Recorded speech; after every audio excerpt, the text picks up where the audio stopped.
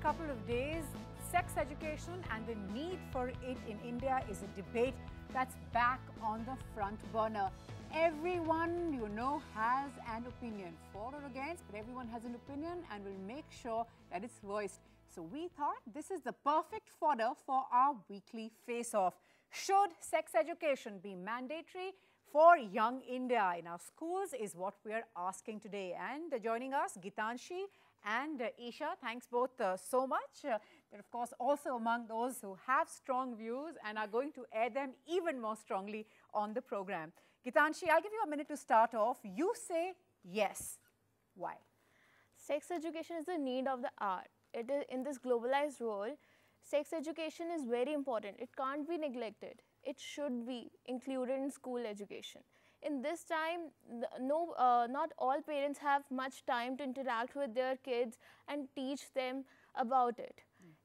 And this is giving rise to many problems such as unwanted pregnancies and STDs and many other. And sex education is not just limited to organs of reproduction. We need to educate our teens about what comprehensive sex education is, how they should be comfortable in it. If we teach them through our scientific manners and in a mature way in schools, there won't be such problems such as we are seeing these days. And moreover, if we don't talk to them, we don't tell them what is happening around them, they are very curious to know that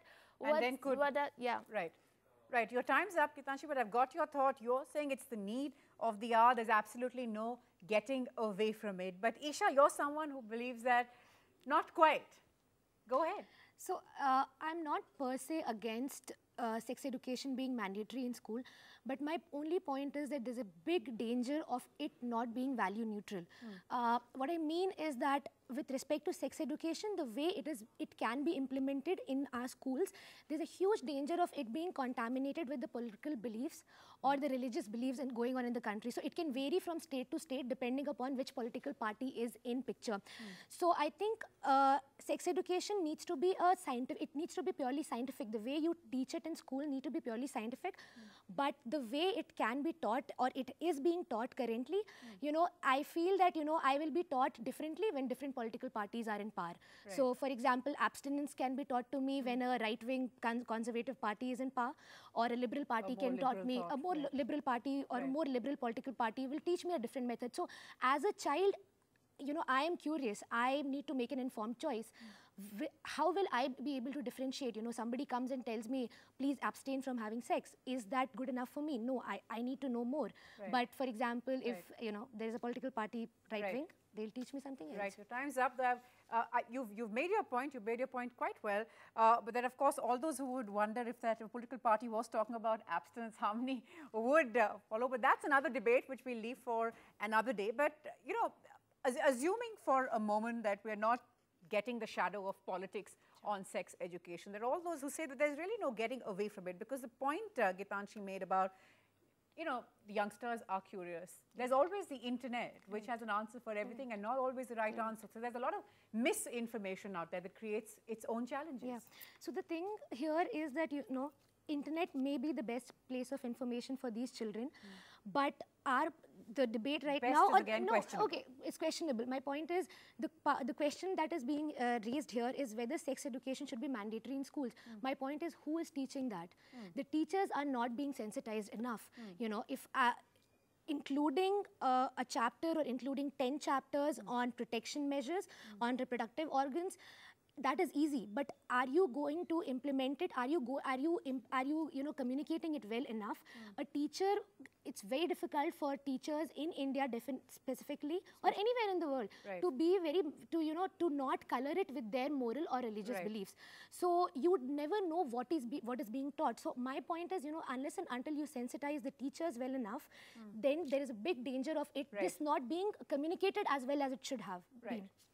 Right, so there is that danger. It of course begins with the teachers. A lot of it is their responsibility. Do you believe, beyond just the chapters, beyond just the theory. I think what is what should form a very important part of sex education should be an open dialogue that the student should be able to have with the teacher or the person who they are conducting this with. Do you believe that we, the society, have reached that point where we can talk openly about key matters like sex? Exactly. None of the parents, even teachers, nobody wants to talk to them, wants to tell them. They are very curious to know about the changes happening in their body, and they end up browsing internet, and then they land up in the wrong way and in trouble. So there should be some workshops happening around, even in schools and around NCR. We should at least start with the NCR Delhi, that at least people should, if we don't even parents are not much, they don't know much about it. So we should teach them and teachers that how to conduct it and how they should go about it. Yeah. So, of course, a very natural part for students, for youngsters of a certain age, of course, to have these kind of queries, to have these kind of concerns. But, you know, Isha, what do you call it, sort of our middle-class morality or our sensibilities? The fact of the matter is that we, society, haven't been very comfortable when we come to talking about issues of sex. But perhaps this is an idea whose time has come. Having said that, I remember many years ago when this whole idea of sex education was mooted, it was the parents, a large section, who said, no, we want our children to stay away. But do you believe that there is any getting away from it? See, parents, for me, see, ultimately, the society is framed as such where parents are not, a lot of parents are not very comfortable with the way this sex education can be, you know, is implemented. They don't want their children to learn. They ask a question, okay, don't think my class 5 going child is ready for such an education. So my point here is, you know, you make it mandatory, but there needs to be a proper system that needs to be implemented before Who do you believe should be in charge? I think in charge, right? Okay, so I can give you an example as to what is happening. Now, there was this program called Adolescent Education Program, which is AEP, which was implemented by CBSE in consultation with NACO and the Health Ministry. This was way back in 2006. But what they did, so this was basically a system where you teach sex education, including it in the textbook as well as in a co-curricular activity kind of way. Now, the problem what has happened here is that, you know, they gave the schools an option whether to mandatorily, whether to accept it or not. Most students do, most schools didn't. Why? Because the parents... Again, under pressure from the families. So, you know, if you are very, very clear on implementing this sex education, making it mandatory, then I think that option needs to be removed. You need to tell the schools that, you know, this is something which is very important. Please implement in the way we are telling you. And this system, actually, if you see a lot of schools, but again, there are a lot of all these, how do I put it, better schools, all these international schools who are implementing it more elite schools who are implementing it rather than, you know, the grassroots schools. And that is perhaps what we need as much, if not more. Exactly. Respond to that, Gitanshi. You know, we are a country of contradictions, and there's, you know, an urban-rural divide, a divide between communities, gender differences, and all of that. And it's not, you know, I'm not sure how much people will accept it across the country. Having said that, I do personally believe that it is either now or never. Exactly. These days, you know, if schools even start about it, that okay, in our school we are starting this comprehensive sex education, they oppose it and they said, no, I don't want my child to study it because it will indulge them in more sexual activities. But researchers show that spreading awareness about it, doesn't increase this promiscuity and incidence of sex education in adolescents age group. If we teach them in a right manner, in a scientific manner and in mature way, like I said earlier, it will be more help to them. They'll be more clear about it.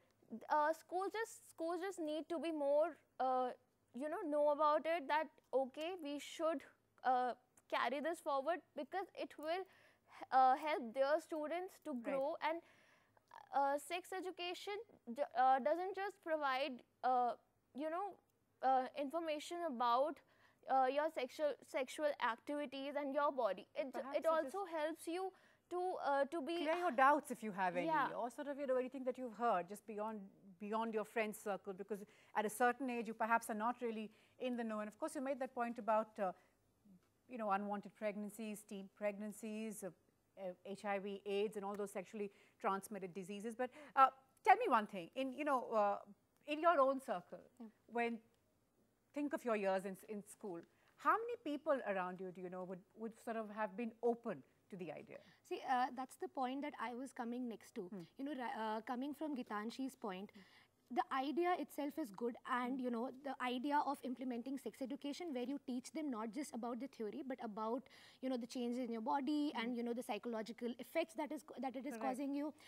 It's just an idea. My point is, in the current curriculum there is nothing that is being taught like that. I went to school. In my class 10th book, there was a particular chapter which was on reproductive systems. That was in biology. No biology, but there was a system. There was a particular chapter. There were 2-3 chapters on birth control measures, and but that was how it was taught to us. It was taught with respect to population control. Now you don't teach it. You put it in a textbook. You personalize it. You personalize. You teach it in a very general way. I read it. I don't understand it. The teacher is embarrassed to teach me. The students are embarrassed to ask questions. So you don't create a system around you where people are having like an interactive communication. An open conversation about something so natural. So the idea is really good, but can you implement it like that? If you can, very well. Right. So in fact, I think that is something that has remained constant, because that's what I remember from my years in school also. The teacher would be embarrassed, and it would be a tiny paragraph, and we sort of skirt it, and the backbenchers would snigger, and the ones in front would sort of not know where to look. You'd avoid eye contact, and everyone knew what was being discussed, everyone knew what was being talked about. So do you believe that this hesitance is something that we can overcome? We need to start somewhere. This is the right time to start, because this is the world where, this is the era of social media and internet age. If you will not teach them, they will go and browse internet. They have many other sources, and they will definitely pick the wrong information, and then they'll be in troubles. So this is the right time to start it with workshops going around in schools, in all over Delhi. And everywhere we should... Perhaps other parts of the country also roll it out, you're saying, right? Yeah.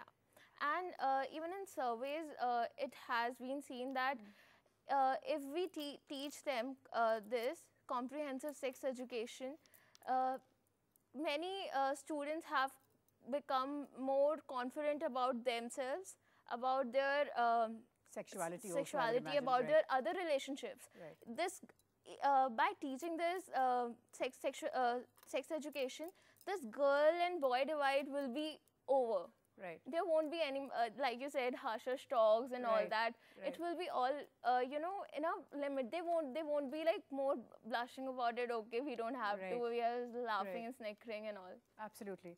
I'm running out of time, but Isha, of course, there are all those who would also say that, again, it depends when we talk about these divides and about, overcoming this sort of hesitance, as it were. There are all those who would also say, but again, it depends on where you're looking at, communities, regions, rural, urban, etc. But eventually, do you see that, we will, as a society, perhaps mature to the point where we will be able to talk about it? I mean, we didn't get to a country of 1 billion plus for nothing. We need to reach a point where this is an open topic. This becomes like a topic of open discussion. And I think one thing that can be done and that should be done is that if you are including sex education in your textbook, so schools should definitely ensure that there is a counseling service that's provided to the students, because when you read something, you have 10 questions to ask. But as a student, I am really embarrassed to ask that question, or I am curious, but I don't know what to ask, who to ask. So if you ensure that there's a counseling service in place, a student can go ask various questions about his or her body, about his or her sexual preferences, or any other questions that come to their head, rather than go to the internet and look and get all sorts of dubious information. You're not sure what's coming your way. Exactly. Right, and what you sort of maybe basing a large part of the rest of your life on. That's, of course, a problem. So sex education, yes, it's needed, but how are we going to roll it out? Who are we going to address? Who is going to be in charge? And is it now about time that we overcome our reluctance to talk about it and sort of not take the bull by its horns, but confront matters as we stand? Well, Gitanshi, Isha, thanks very much for being on the show. Clearly, the last word on this hasn't been spoken, and I doubt if this is going to be the end of the debate. But these are, of course, the thoughts that we have here. Keep sharing your feedback with us. Remember, you can always write to us. For the moment, we slip into a quick break. Lots more on the other side.